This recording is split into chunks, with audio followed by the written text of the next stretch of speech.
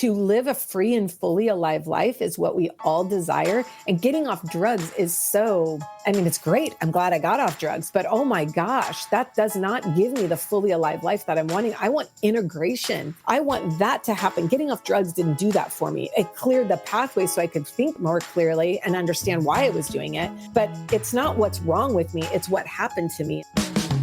Welcome to What We Really Want, conversations about connection. Settle in and get ready for a great conversation. Let's talk about what we really want. Hey, everybody. Welcome back to another episode of What We Really Want. We are in the middle of December, where we are once again giving you a new episode every week. We hope that you're enjoying them, getting a lot out of these conversations. Today's episode 54. It is called The Brain, the Body, and the Bible. And our guest is Karrie Garcia. Karrie is a pastor, life coach, author, and CEO of Freedom Movement. And you're going to hear more about the great work happening in Freedom Movement during the conversation. Can't wait for you to hear it. Karrie is someone who is so passionate about bringing biblical care and trauma-informed care together.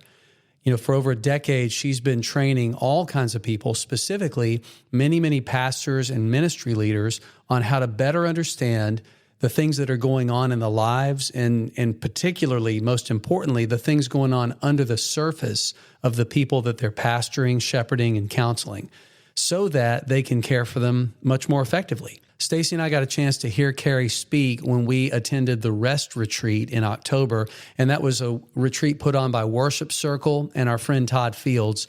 Todd was the one who introduced me to Karrie, and so to kick off our episode, I have asked Todd to hop on with me to talk about Karrie and why this is going to be such a great conversation. Hey, Todd. Here we are. I'll bring what I can, Greg.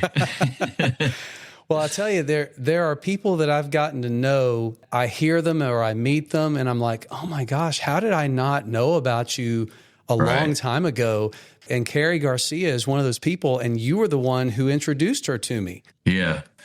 I didn't know Karrie until 2023. I was at a thing in Atlanta with Dan Allender, Kathy Lorzell, and Adam Young, and Karrie was there in the green room. And we just had there was a supernatural connection there for me with Adam that day. And I ended up meeting everybody else in the green room. And Karrie, I didn't know that well, but when it came time, as I continued to want to do what we call story work, my friend Jason Faulkner at Trinity Anglican said, you need to do Freedom Academy. And I'm like, what's Freedom? And he's like, Karrie's got this whole biblically based trauma-informed training she does with people in church leadership. Mm-hmm. And man, I just, on Jason's recommendation, went to Nashville in 2024 in the spring. And it was probably one of the coolest times I've had just for myself with God. And I just immediately, I was like, we've got to bring this world into the Worship Circle stream. And so Karrie, in a space where there's just a lot of information with trauma and healing and story work, Karrie and her testimony just go hand in hand with God's call in her life to really, I think, give the church some biblical handles for what this healing work would look like. She's the real deal. It's funny because the way you talk about her, I would have guessed you've known her a lot longer than you have. Yeah, I think when you meet somebody who God has ordained for a specific season of your life to basically let you know that he loves you, Karrie's one of those people for me. Man, because I was ripe for my need to know that I'm loved and not alone, that God is going to redeem my own story. And it intersected with meeting her. She's just one of those people that I want to say, we both get it. We both experience grief. And at the same time, we both know that Jesus is a healer, and we want to help more people in the church discover how to be more present to God themselves and others. God is orchestrating our stories, and we keep our hands open and surrendered. But man, I met you, and these relationships are just such a healing presence of God to my life. You and Andy Gullahorn and this whole community with Awaken. It's like, we're all traveling in the same direction. We're all just grateful to have friends, and that God introduces to new brothers and sisters that have a common shared vision and purpose and heart. The enemy can't stand this. Right. He's trying to take all our families down, our souls down, and we get to kind of band together and remind ourselves of who we are, whose we are, and that we all have been harmed in this life, but it can be redeemed. And while we're in the process of experiencing some of that redemption now, we have these connections that we get to make with people who remind us of the truth. And God uses them to keep us from getting discouraged and losing hope. Man, you just can't listen to Karrie for very long without feeling more hopeful than before she started talking. Man, I love her passion just for the Lord and her passion for people. It's contagious. I can't wait to hear what she has to say for you guys. Well, the wait's over because here it comes. This is episode 54. It's called The Brain, the Body, and the Bible. Our guest is Karrie Garcia, and the conversation starts right now. Karrie Garcia, thanks for joining us on What We Really Want. Yeah, I'm glad to be here. And I love how festive it is in the background. Christmas is here, even before Thanksgiving. I don't know when this thing's going to air, but right now, there's Christmas in the background. We're recording before Thanksgiving, but we are sitting right now in our daughter's apartment in Nashville, and she's put her Christmas decorations up. I love it. I love it. Yeah. And that way, when you're listening to this, you're going to be like, oh, I can hold on to some holiday feeling. That's right. That's it. I like that. Into depression in January. Putting it all away is sad. That's right. We laugh, but you actually do. I actually do. Yeah. No, for real. Their seasonal depression is a real thing. Well, Karrie, I'm really excited. People that we love have spoken so well of you. And then we were at the Rest Retreat in Atlanta last month and got to hear you speak. And so we've just been really, really excited. We've got a lot to talk about, but before we get going, I'd love to just know from you, what do you really want out of our conversation? Well, I've thought about this. And really, I really just want, you have a sect of listeners that I don't know and I don't have. So my hope is that they would get some answers to things that maybe they've been curious about, and that they would hear, gosh, there's hope and permission and goodness and healing for me, even if I've kind of checked all the good boxes and I desire more. So I would hope that this would be informative and also given permission to say, like, there are places you can heal, and hopefully that will be the experience here. That's amazing. Yeah. In order to move towards those places, we also kind of have to know what exists in our lives that we need to heal from. Personally, in my own life, and met so many other Christians who don't even see their wounds as wounds, just because of how normal they were. And I know that that's something you feel pretty strongly about, helping people understand their stories better. So excited to jump into that. But I mentioned that we met you at the Rest Retreat. When you were there as the speaker in the first two sessions, there was so much resonance and so much alignment in what you were talking about with kind of what we do all the time in our recovery community, but we don't really know you. And so before we jump into too many things that are specific as we start, could you just tell us and our listeners a little bit about you and your story and kind of how you came to be where you are today? This is always such a loaded question when you're 51, but I will give you the very, very top highlight version of been in church ministry. I feel like since I was born. I'm a third generation pastor.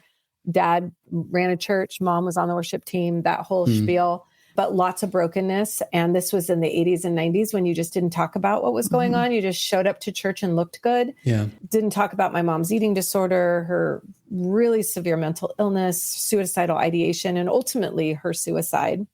Didn't talk about what I was doing with all those things. And so all those emotions. And so I stepped into addiction for about 10 years of my life, drug addiction, and got off drugs, went into ministry, and ministry just became my drug, to be honest with you. I didn't really heal with why I did drugs in the first place. So I just kind of traded one bad addiction for one addiction that was socially acceptable. And that was get on a stage, perform.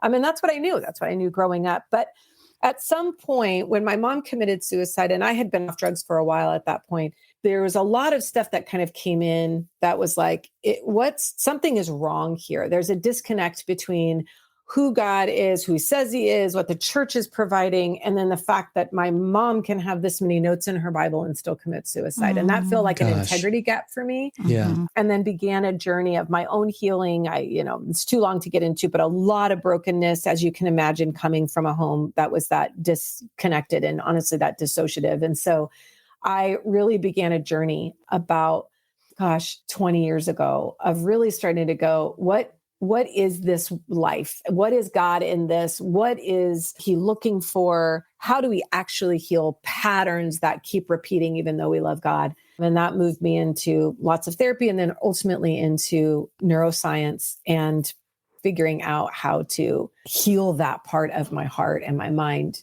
through understanding how the brain, the body, and the Bible work together. And so now I run an organization called Freedom Movement, and we train people to become trauma-informed coaches, like biblically trauma-informed. We also help people become certified in becoming trauma-responsive story practitioners. So lots of training that I do. I teach a lot of training about how to be trauma-informed in the church. So from the time that you first realized there were a lot of things in your life that had affected you in this way, that you had undergone a lot of trauma yourself, to the time that you started doing your own work around that, to the time that you began to channel that into what you now do professionally, kind of what was that time frame? How old were you when you started to realize the work that was there for you to do and start doing that work? I tried to commit suicide when I was 27. And so at 27 was when I literally turned the car around and called to get help. And so I say the beginning of that journey was at 27, but I did a lot of really good foundational work around behaviors. But I wouldn't say that there was transformational work until 2018, when I started really diving into story work and understanding the neuroscience behind how this is not a spiritual issue. This is actually a trauma issue, and and how the church begins to do this. So I would say that was almost 10 years ago that I started really diving into that. But it's been a journey. I'm 51 now, so however many years that is, from 27 to about 51. I've been training and teaching all of those years. Because the church will, if you're good at speaking, they'll put you up on a stage, even if you're not healthy. And you are very good. You are very gifted, and you are funny. But that's true. Yeah, it's true. So, but the real healing part was, I would say, the last 10 years have really been very specified. But I don't discount those years of therapy and the work that I did in the therapeutic, in that modality was the foundational to being able to do the work that I do now. Well, something that you said a minute ago, it's not a spiritual issue, it's trauma. I think it's important to pause on that for a second, because I think so many people who have grown up conditioned to filter their lives through a certain lens where anything that's wrong is because of a spiritual defect, kind of the analysis of Job's friends, this must be happening because you did something wrong. And sometimes that was conditioned in our lives intentionally, sometimes unintentionally, but either way, most of us had some measure of that. But I feel like it's so common to see it as a spiritual problem, because when we are affected by our trauma, it affects how we look and show up for everything, including our spiritual lives. So it isn't that our spiritual life is not affected by it, but what I think I hear you saying is some spiritual defect is not the source of it. Right. And you can't solve a trauma issue with just a spiritual Band-Aid. Yeah. That's bad science. And I am and really, bad theology, right? Yeah, really, honestly. And so, I mean, don't get me wrong, like the Bible, it's the book for me. I love the Bible. Yeah. Everything that I do goes through the grid of biblical truth. However, when we're talking to somebody who is an addict and we're wanting them to pray away their addiction, it doesn't, God can do anything. Obviously, he can heal anything, but God stays within the confines of how he created. And that's what he's always done. He is a God of order. He's not a God of chaos. Miracles are amazing. And sometimes those break through in the miracle of the healing the body. But more often than not, he works within the confines of how he made a brain and a body. And so within you can't his just system, That's right. And so, we see this time and time again in the stories in scripture. It's not just like, boom, you're healed. Often it's relational connection to the places of the wounding, the woman at the well, Peter, after he's denied Jesus. These are all Jesus's way of healing the trauma that had happened, the dysregulation or whatever, with presence and curiosity and a revisiting of the old memory so that they can, what's called memory reconsolidate the memory in a new way so it can have a new experience. And that's what heals the brain. Your addiction to drugs is not your problem. that's a behavior and coping mechanism for you not to have to deal with the root of the problem. And so if we stay with behavior modification, we don't actually get to heart transformation or brain neuroplasticity. And so if what so many people with long-term struggles and deep struggles pray for, which is God, take this away, if he were to do that and step outside of his system and do it instantaneously, miraculously, then what I think I hear you saying is that would actually keep us from some of the deeper, more healing, transformational things that take time. Well, just wouldn't be very kind of God to heal something that is actually the top of the weeds and not the root. Now, I detoxed off of meth that I had been addicted to for 10 years in my house. And I did relapse, again at 27, but I'm glad I got off drugs. I'm glad that felt very miraculous to me. I prayed and it was like, for being on drugs that long, it was pretty miraculous that I was able to walk away after 2 days and, all of that. But Jesus had a deeper, he took the fog of that away, but Jesus was like, we have a lot of work to do in the depths of your heart and in the depths of your brain so that we can actually create new neuron pathways so that you can see me through the grid of who I actually am, not the grid of your pain or your story. And that was much more than like a snap of the fingers. And that was intimate and kind. Yeah. And that was what he wants. He wants closeness with me. And if he just were to heal me like a genie, then we move away from actually how we were wired. And that's relational connection, intimate connection. And God wants to, where the family of origin or the families of the stories of our life have shaped us, God wants to come in and where the family of God and his presence heal us.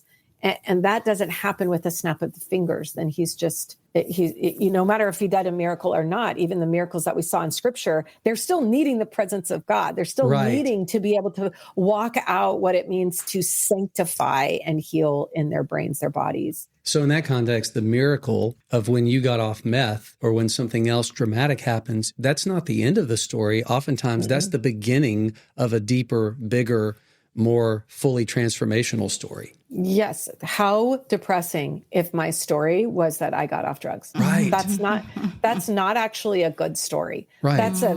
Great. I'm glad. But to live a free and fully alive life is what we all desire. And getting off drugs is it's great. I'm glad I got off drugs, but oh my gosh, that does not give me the fully alive life that I'm wanting. I want integration. Yes. I want shalom in my body, in my mind, and my spirit. I want that to happen. Getting off drugs didn't do that for me. It cleared the pathway so I could think more clearly and understand why I was doing it. But it's not what's wrong with me. It's what happened to me. And when I go back and I be able to engage that, gosh, the life that God has for me is not, I'm a recoverer from addiction. That's not my story. My certainly story not is your that, identity. No, that's not, I'm not a drug addict. I'm a child of God that struggled with addiction and still does. I've been sober 23 years, but I still have addictive tendencies. And some of those addictions are good.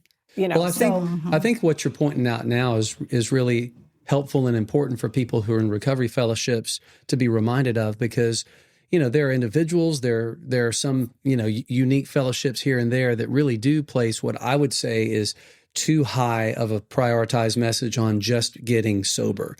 And if we can see sobriety not as the end, but as a means to an end, which is living that John 10:10 life that Jesus said he came to bring us, not only eternal life, not only we're going to go to heaven when we die, but between now and then that it would be full and it would be abundant and it would be everything that he intended it to be. Yes. So sobriety can take its proper place in a bigger story. But if you just get off drugs and you don't understand why you were on them in the first place, you will find another addiction to ease and soothe. That's how the brain, the body was, how God made us. We'll be a dry drunk. We'll find a different strategy. We'll just hop from one branch to another. Yeah.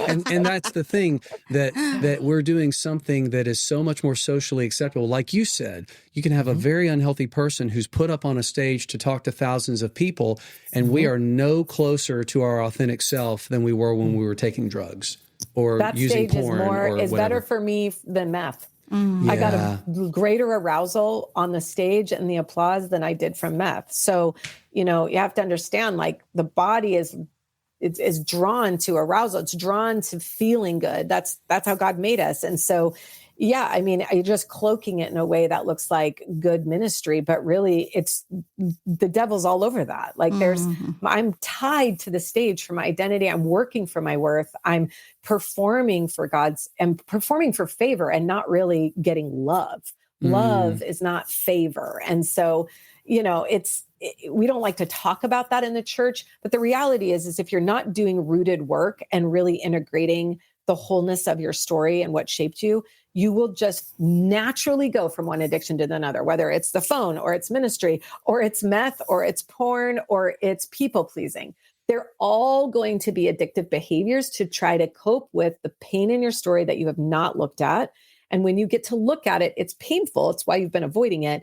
But that grief is going to move you towards shalom restored in your life because you're actually getting to rooted issues that are no longer dictating your behavior.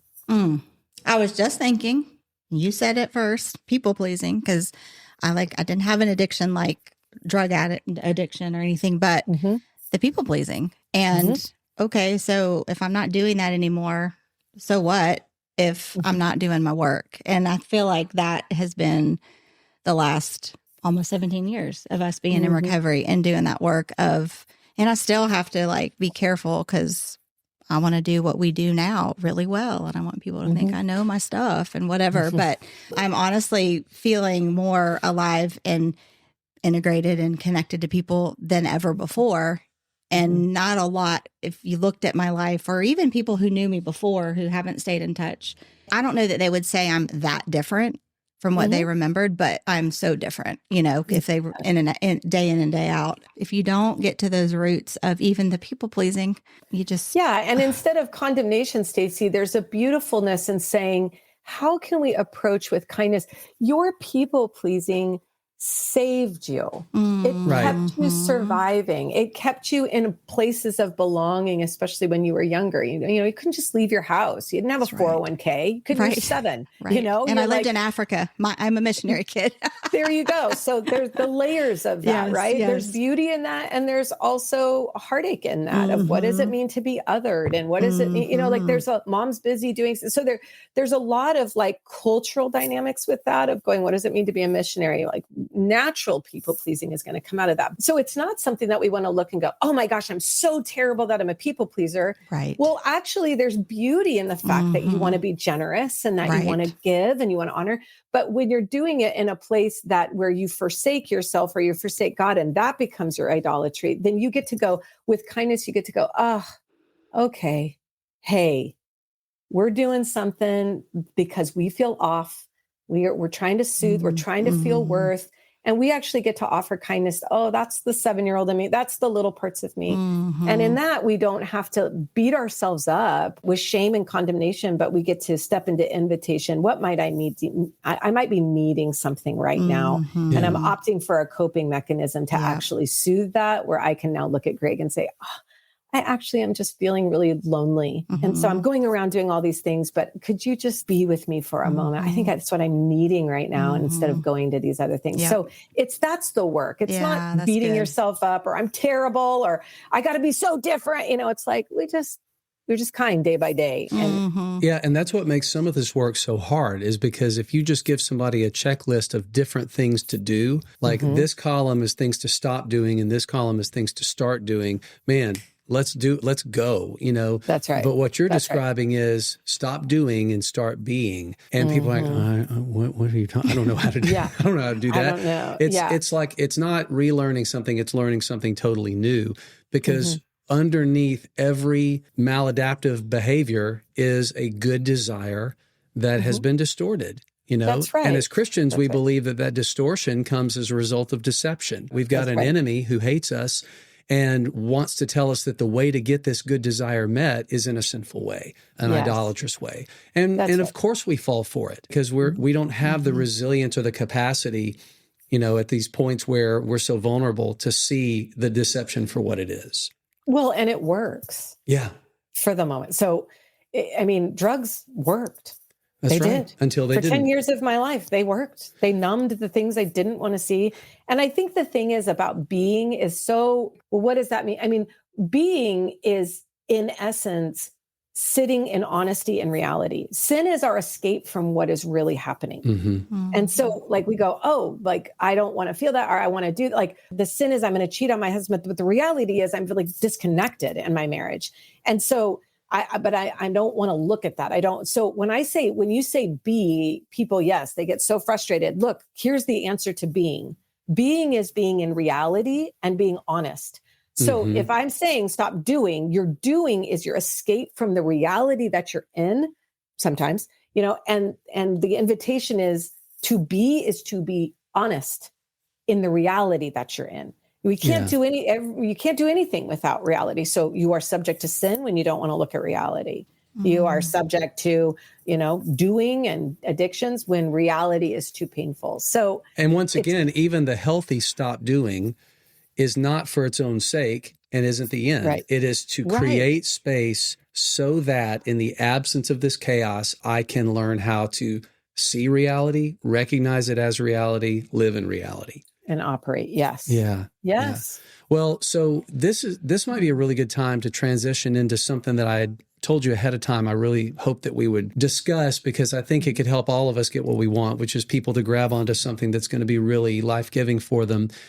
You work a lot with ministry leaders because you grew up in a pastoral and a church saturated environment, as did both of us. And you know, like we do, how wonderful it can be and how traumatic it can be.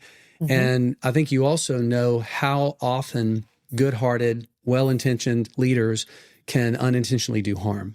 When you were speaking at the Rest Retreat, one of the things that you shared, and I know that this is kind of a core of freedom movement, is that you talked about how ministry leaders, to really make a difference in the lives of hurting people, they need three things. They need to be biblically sound, they need to be spirit-filled, and they need to be trauma-informed. Yes. In my experience, I'd love to hear you talk about it. I've known plenty of leaders who are really strong in A and B. They're biblically sound, and they're seeking to be spirit-filled in their lives, but they don't have any trauma-informed experience, or people who are trauma-informed, but they've kind of given God the old heave-ho, and they've kind of rejected traditional spirituality and Christianity.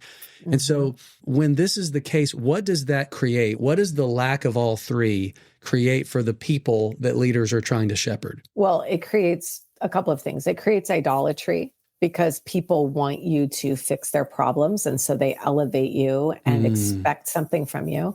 And it's quite the setup. So eventually you'll fail and fall. So that's what it does for the people. But there's a setup in someone's heart when they come to church. And, I would say 50 years ago, trauma-informed did not need to be a thing. And here's why. Because we had community. Wow. There was families, there was potlucks, there was, fellowship hall, there was Awana, there was Wednesday night, there was, Awana. and there was more. I went all the way through Awana. Yeah. I mean, there was fellowship, even if it was dysfunctional, if you are 50% attentive to your children, you're creating secure attached children. Right. We had at least 50% of that. There was that good enough, right? Yeah. I mean, my parents were definitely not 50%, in attunement, but we had community. Now, I'm talking 50 years ago. We're talking like the 70s, 60s and 70s. There was a much more of a family unit. But we have now progressively isolated and moved into places, especially, in the last 20 years, where brains are not actually developing the way that they used to develop. So there's stunting in the brain. There's not the connection in the brain. And so it's not that you're doing it wrong. It's that we've changed, and the message of God doesn't change. I just did a reel about this. Jesus was highly trauma informed. I mean, he's the greatest neuroscientist that ever lived. He knew how to reach someone's heart through connection, but really it's through a neuroscience lens. Many scriptures show us this.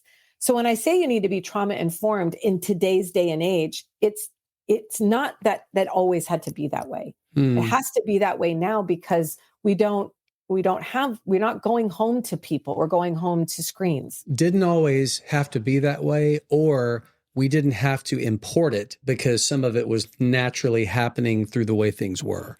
I mean, you look at the Vietnam War. The Vietnam War had massive amounts of people doing heroin. Right. They came back, everyone's freaked out that everyone's going to be junkies all over the place. And really, it was like 90% of people that were on heroin didn't become junkies. Yeah, that's Johann Hari stuff. Yeah. That's right, exactly. And so that is the essence of how God created us. We heal in community.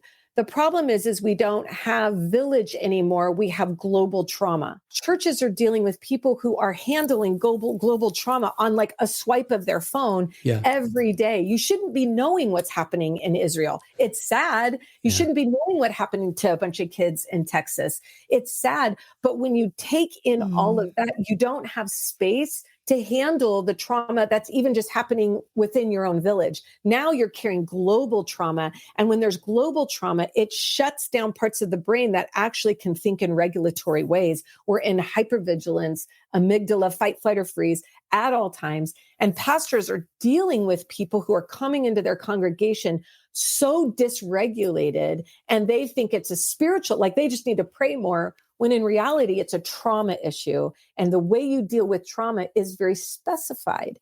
And so you don't need to know a ton, but you need to know enough. You don't need to be trauma responsive. I mean, I can help train you in that, but you do need to be trauma sensitive and trauma informed so that you can understand how to reach your congregation and really, in my opinion, start changing the way that we do church. You said something that I think is really important, and it's a perspective I haven't thought about. We don't need to know everything that's going on everywhere in the world.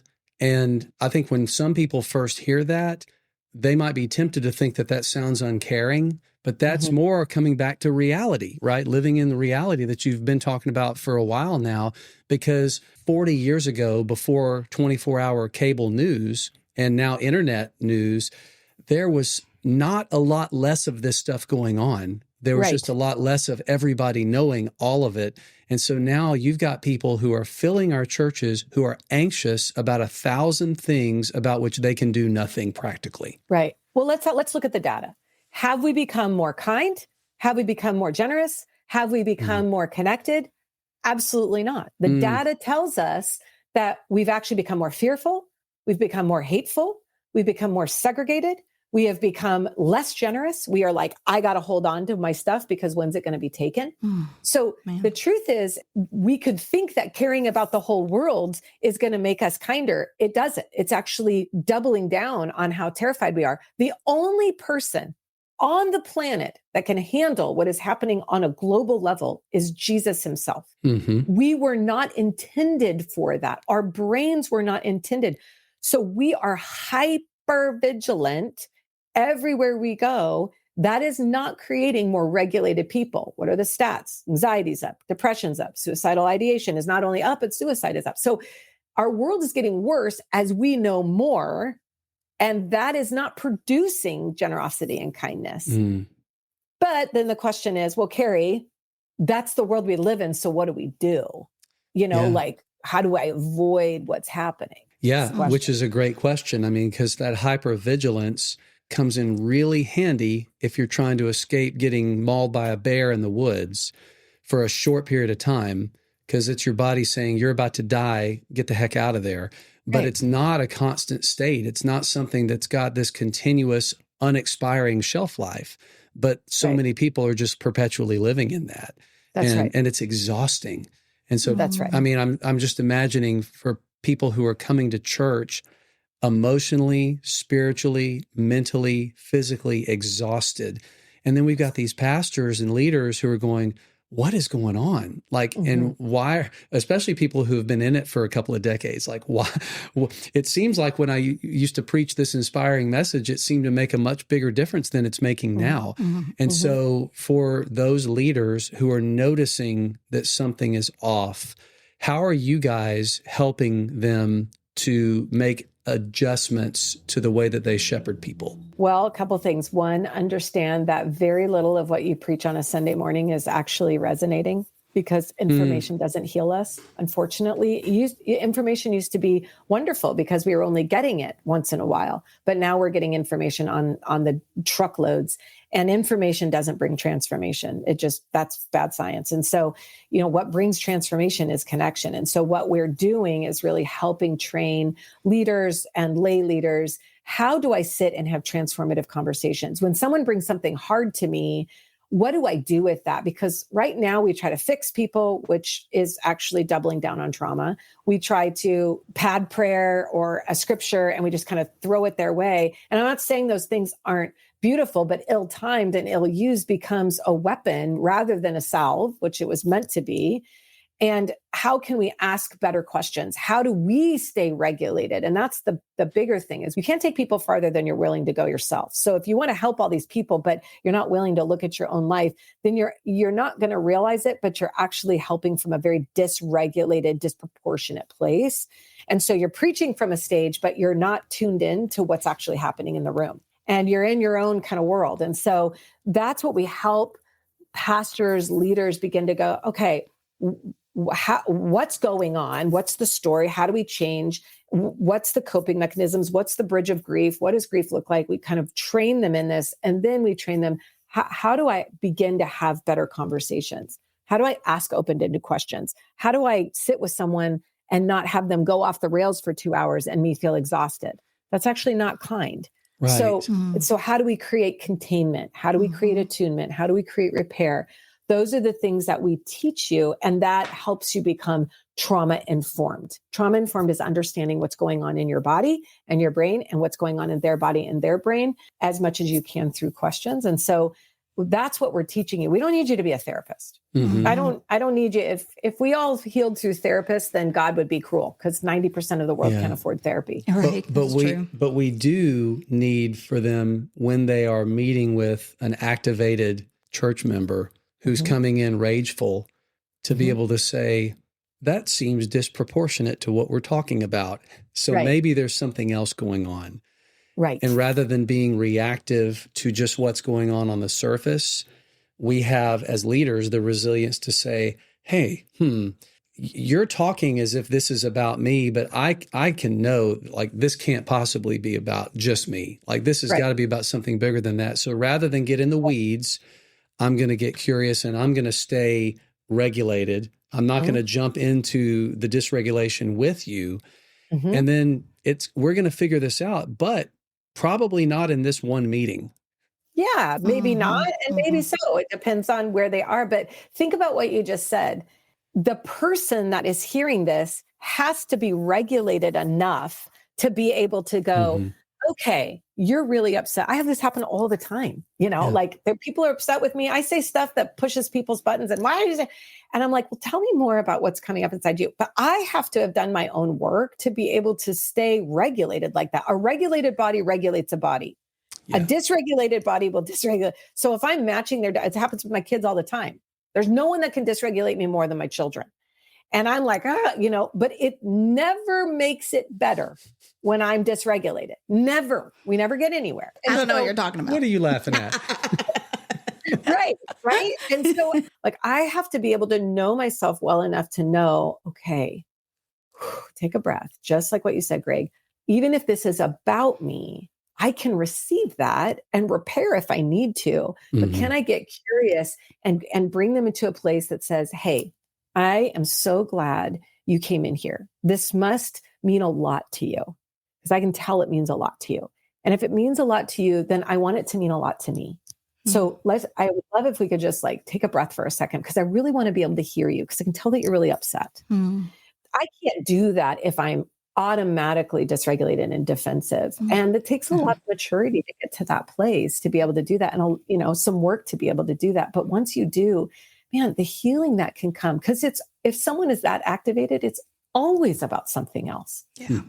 This is why it's so hard for pastors to do this, because pastorship is the only job that if you are messed up, you lose your job.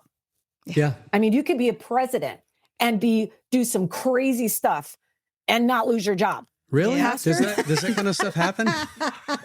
We might know some things. Or get Right? get your job back. Job. I mean, it's like, it's crazy. Like, and that's because there is something about this pastorship that we have elevated them to say, you are above human, and therefore you need to be good because I'm so messed up.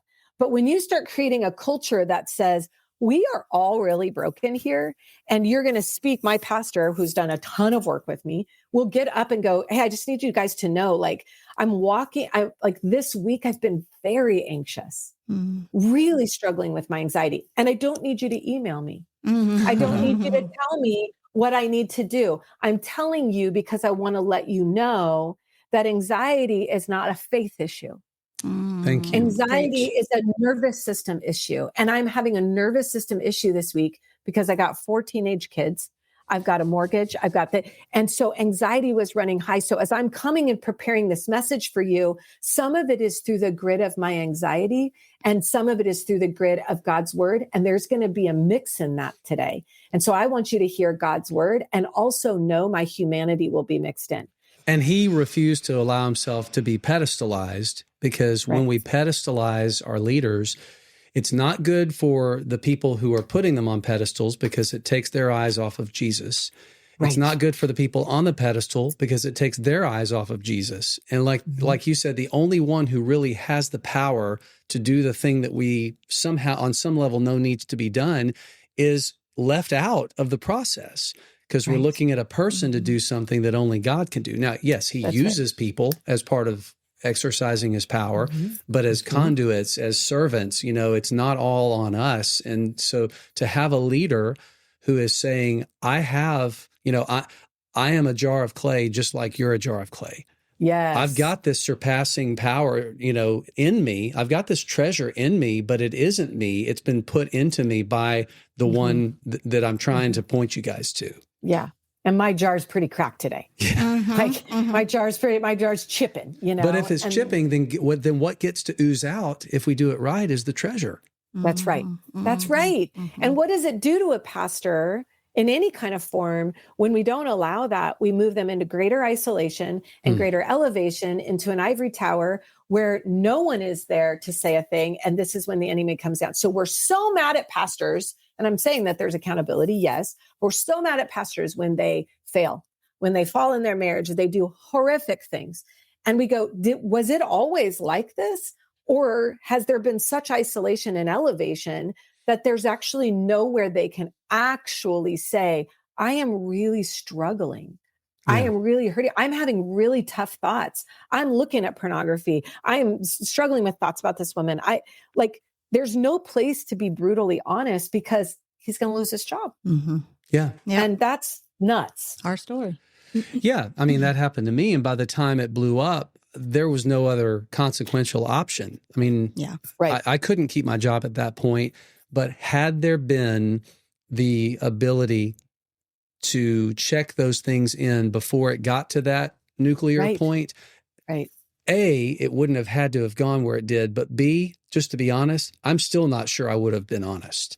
But at least the table would have been set and the culture would have been invited. And I think that there's a lot of healing that comes when we show what that looks like and when we continually tell our people, I know it might be hard for you to believe, but you really can be honest about your struggles and your sin and not have everybody run away. Right. And I don't know if you would have been honest either because I'm not in your shoes. But here's what I do know. If we start creating a culture of that and it's built over time, even if you can't be honest in that moment, eventually there's enough relational equity and radical candor that allows that person to finally go, I need to get some help. Right. And it moves beyond I need to confess my sin. And it moves beyond, I really need help.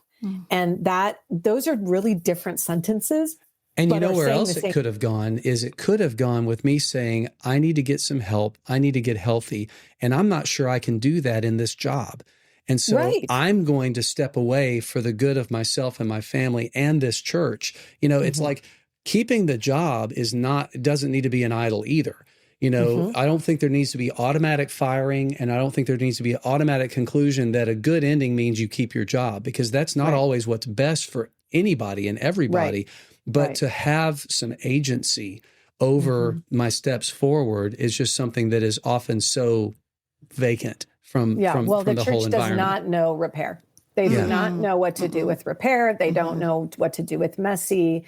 And it's really sad. It's really sad because that is, I mean, look at Jesus with Peter. Yeah. I mean, denied Jesus, right? And yet repair looked like, do you love me? You know, repair looked like a memory reconsolidation of the exact moment, the exact fire, coal, charcoal, fire. I mean, everything was the same because Jesus wanted him to know that I'm going to take a memory that really will haunt you for the rest of your life, and I'm going to recreate it and redeem it. And redeem it.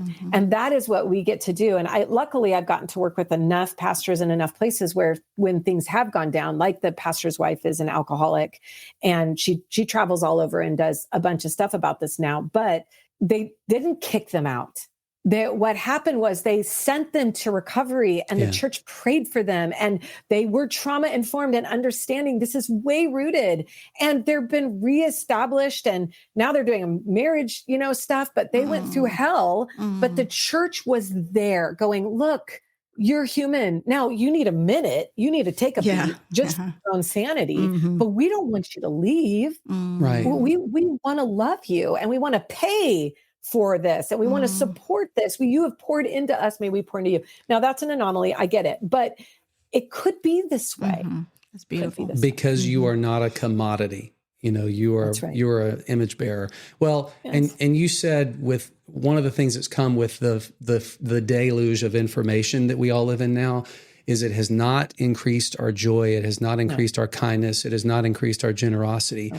But there are people like you and hopefully like us and others who are paying attention to that. And I'm just going to draw again attention to our friend Todd Fields, who did something very intentional back in 2014 in starting Worship Circle, which is recognizing how many people who are serving in pastoral ministry leadership are just doing it from just a bone dry spiritual place and providing a space for them to know that they're loved and not alone. And you don't know this until I'm about to tell you now, but I got on with Todd in anticipation of our interview with you to get him to just say a little bit about his experience with you. He told us he only met you a couple of years ago. But the way that he talks about you, it sounds like you guys are lifelong friends. And he talked about the story work context in which you guys got to know each other. And I just want you to know one thing that he said about you. He said, Karrie's the real deal. When you meet somebody God has ordained for a specific season of your life to basically let you know that he loves you. And he said, Karrie is one of those people. Todd is dear. Yeah. He is just a diamond in the roughs, man. Like he's a good man. I just wonder, what was it about your early experience with him that made you want to be connected to and a part of what he's doing with Worship Circle? Honestly, I'm really good friends with Adam Young. He's a dear friend of mine, good friends with Kathy Lorzell. Those are Dan Allen. Those are really good friends of mine. And when I saw Todd come into the green room, we didn't know Todd. He just came in there, but Adam had known him. And, Adam is he's very honest about his own stuff. And Todd came in and played this song for Adam that got Adam through some really dark days. And as he was playing, I just the sorrow of what Todd had tasted was coming out in the song, and Adam's crying and I'm crying and Todd's crying. And then when we were done, I just felt like the Holy Spirit was reach out to him, tend to him. And I don't really the Lord has to be really clear, reach out, because I could reach out to everybody, and so kept reaching out to him. And really what drew me to him is Todd's desire to be a gatekeeper.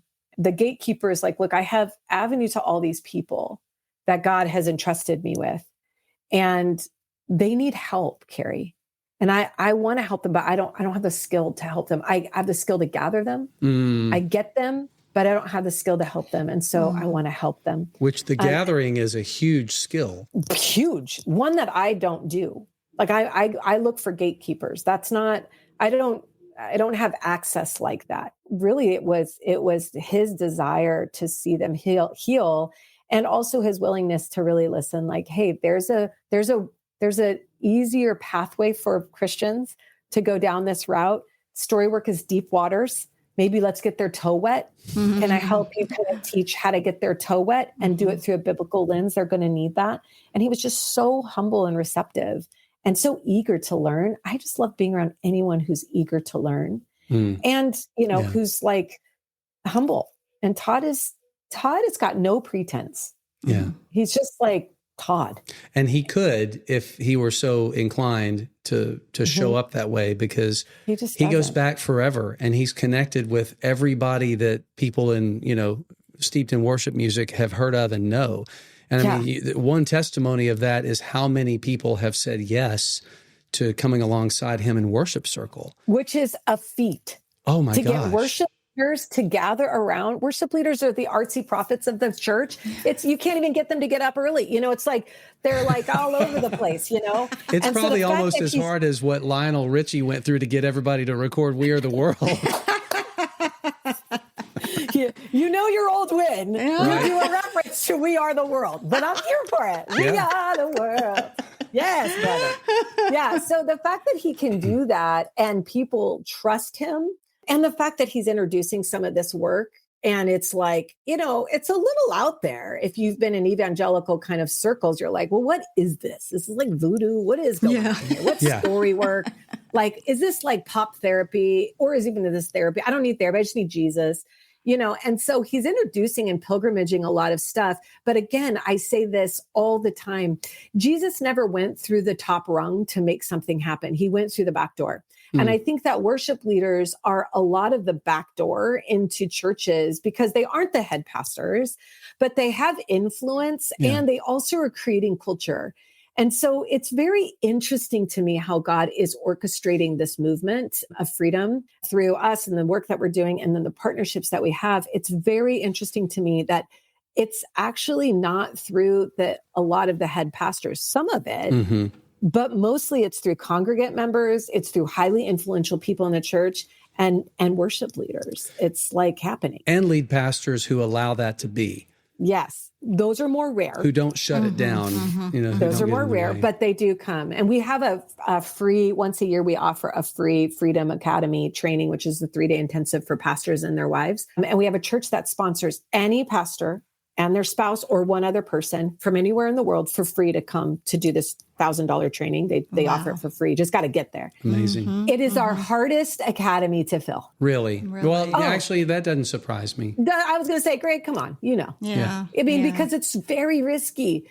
So this is just, where I just feel like Todd and our alignment is just really of the Lord, because now pastors are asking their worship, like, what's going on with you? Have you been thinking of therapist or something? And they're like, well, actually I did this thing called Freedom Academy, and they're like, oh, well, what is that? Well, freedom sounds biblical.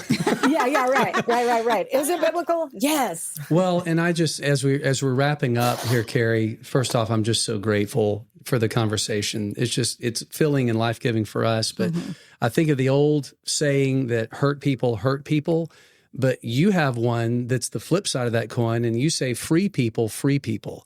Yeah, I got it on a sweatshirt. I'm thinking about what's coming off of the platform at our churches where we gather week after week is something that is an energy and a message that is either coming from a place of hurt or coming from a place of freedom. And often it's coming from a mix, right? That's right. Of That's both. Right. But are we moving as leaders, as shepherds, as caregivers in the direction of becoming more free or maybe experiencing the freedom that we have already been given, living out of it? Thank you for what you do, and thank you for coming on to talk about it. I want to make sure that people have a way of connecting with you more. You're the host of the Honest podcast, so you can find that anywhere you look for. I'm sending that to my women. Yep. I've listened to several reels, and I'm like, oh, I love this lady. Yeah. Do you eat chips and queso? That is the question. That's it. Okay. I do. I would go eat. Kathy. I'll say that. I would go eat chips and queso with her. That's my life. You really have listened. That's a deep dive right there. Yeah. But we're going to put in the show notes ways that people can get in touch with your teaching, your training, with Freedom Movement. Anything else you want people to know before we finish up? I mean, if you're really curious about what all this work is, I just wrote a book called Free and Fully Alive, and you can get it on Amazon. It's kind of like the Cliff Note version of Freedom Academy. It's very practical, short chapters, pray at the end, but really like, how do I move from this kind of shattered shalom in my life, the shattered places of peace, to the restored places of peace, and really step by step. So if you're kind of curious about anything I do and you're just like, well, what is it? The book is a really great place to start and kind of get a better idea. And then also just my Instagram, you'll kind of get a feel of what we do and what I do on my Instagram. That's Karrie Scott Garcia, not just Karrie Garcia, but Karrie Scott Garcia. Karrie is how you spell Karrie. Yeah. Because there's like 17 different ways of spelling Karrie. Oh my gosh, so many ways. So that would be a really great way. And I do want to say, and just end with this, that if we're preaching freedoms by definition is not the absence of pain. Mm-hmm. Freedom is the presence of God in your pain. Mm-hmm. When you can speak from that place that I have pain, but God is present there, that is actually freedom. There is a freedom that comes. So may we start preaching from places where I can name the hard and the holy, the grief and the gratitude, the fear and the faith, that those can coexist, because that's actually freedom. And that's what Jesus did. Jesus was ultimately free and never eradicated parts of the pain to experience the freedom. He married them both. Mm-hmm. And that was the exemplified life of freedom. So I just want us to know that is what freedom is, the presence of God in your pain. I sure do hope people listen all the way to the end, because that's one of the most concise and greatest takeaways of this whole conversation. So definitely hope the people heard that all the way through. Karrie, we can't thank you enough. Thank you so much. It's so good to get to know you better. Yeah, and, you too. Can't wait for people to hear this, and just God bless you and everything that you're doing. Thank you, friends. We'd love to hear from you. If you have questions, feedback, topics you'd like to hear us talk about on the show, click the Send Us a Message link in the show notes of any episode.